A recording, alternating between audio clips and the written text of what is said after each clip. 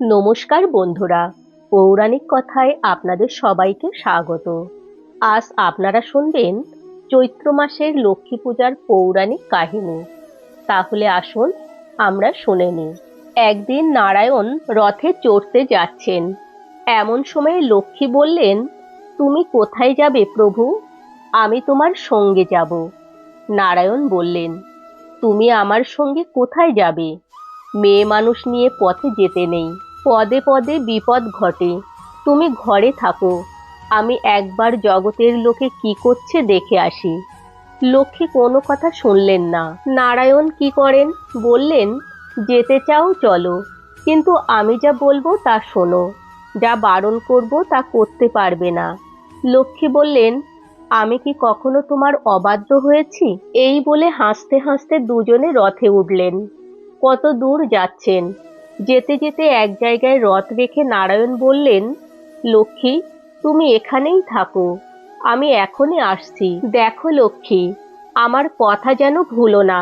সব দিকে চেও, কেবল দক্ষিণ দিকে চেও না, তাহলে বিপদ ঘটবে। নারায়ণ চলে গেলেন। লক্ষ্মী মনে মনে ভাবলেন যে নারায়ণ সকল দিকে চাইতে বললেন, কিন্তু দক্ষিণ দিকে চাইতে কেন বারণ করলেন? মেয়ে মানুষের মন।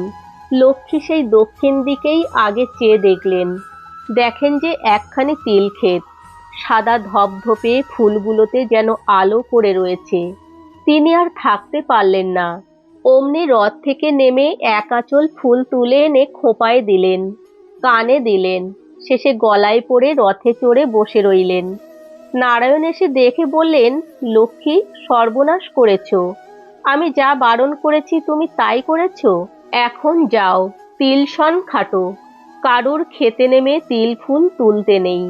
তিল ফুল তুললে 12 বছর তিল শন খাটতে হয়।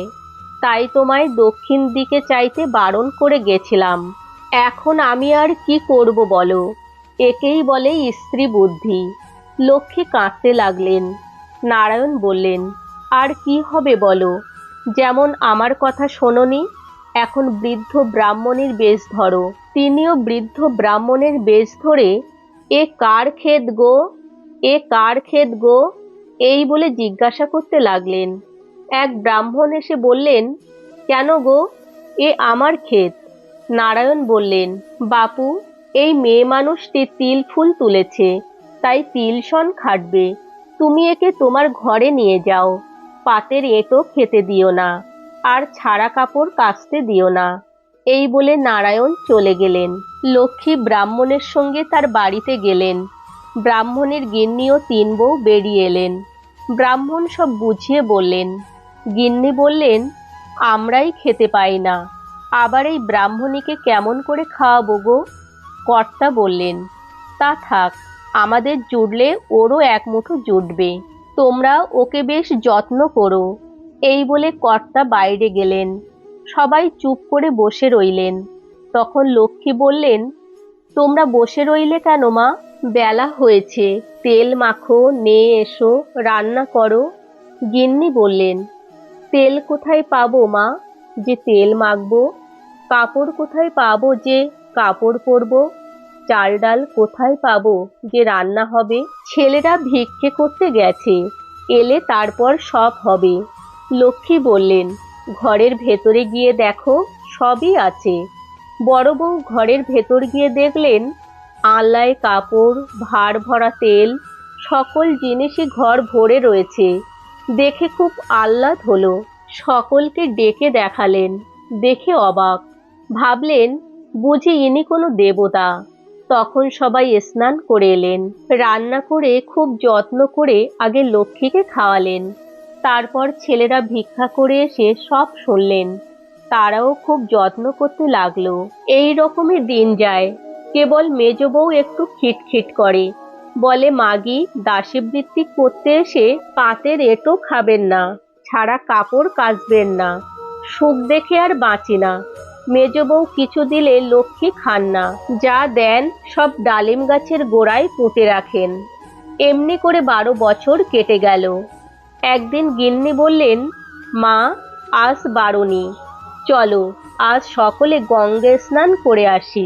লক্ষ্মী বললেন, আমি যাব না মা, আমি বাড়িতে থাকি, তোমরা যাও, আমার এই 5 কড়া কড়ি নিয়ে যাও, গঙ্গার পূজা দিও।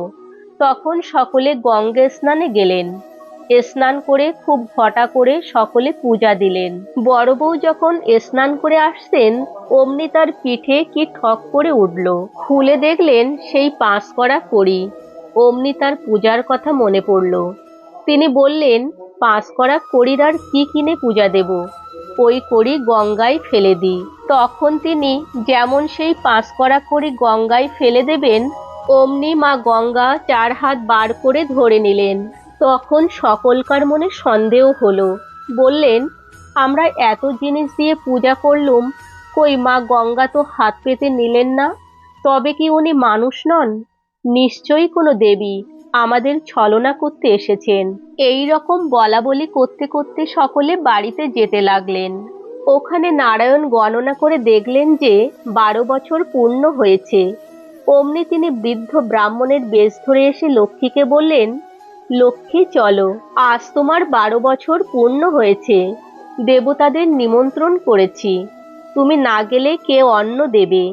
লক্ষ্মী বললেন, এদের বাড়িতে এতদিন আছি, না দেখা করে কি যাওয়া উচিত? এদিকে মেয়েরা গঙ্গে স্নান করে বাড়িতে এসে দেখেন যে মা লক্ষ্মী এক পা রথে এক পা পথে দাঁড়িয়ে রয়েছেন।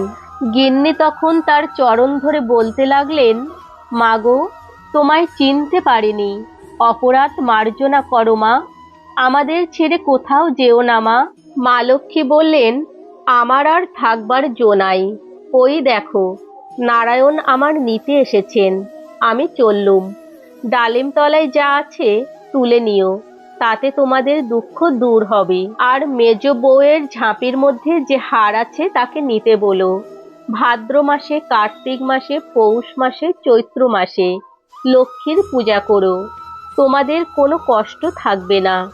এই বলে লক্ষ্মী নারায়ণ অন্তর্হিত হলেন। গিন্নি ডালিম গাছের তলা খুঁড়ে দেখলেন পচা ভাত তরকারি সব সোনা হয়ে আছে। মেজ বউ হাড়ের লোভে যেমনি ঝাঁপি খুলেছেন, অমনি একটা কেউটে সাপ তার ভেতর থেকে বেরিয়ে কামড়ে দিল। তখন সকলে বলতে লাগলো, আহা, মেজ বউ চিনতে পারল না, যেমন অচ্ছেদ্যা করত তেমনি হলো। হায় হায় করে সকলে কাঁদতে লাগলো। মেজ বউ মরে গেল, আর সকলে সুখে ঘরকন্যা করতে লাগলো। সেই অবধি চৈত্র মাসে মা লক্ষ্মীর পূজা চারিদিকে প্রচার হলো। তাহলে বন্ধুরা, চৈত্র মাসের লক্ষ্মী পূজার পৌরাণিক কাহিনী এখানেই সমাপ্ত হলো। জয় মা লক্ষ্মী।